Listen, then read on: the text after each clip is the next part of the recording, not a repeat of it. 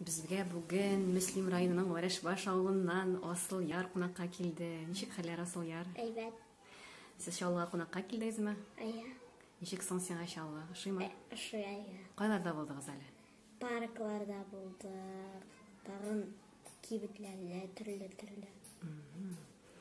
Җәйне үткәрәсең инде, күңел итүбәйме? Ая.